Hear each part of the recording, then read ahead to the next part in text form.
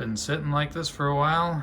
Decided it's time to dust it off and get this project finished. Needs some body work done. Still need to finish the rear box.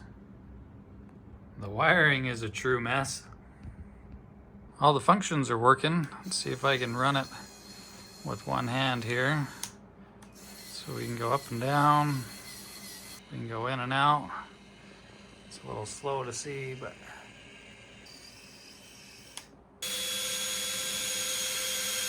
little outriggers extend. We can extend the feet.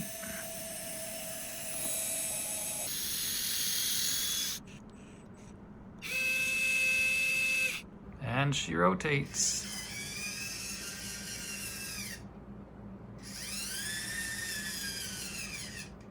So really it's just a matter of getting everything prettied up and then she should be ready to go.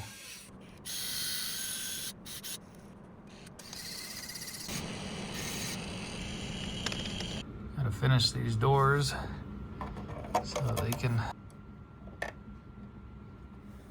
Got all the cab details that need to get painted up and gone in.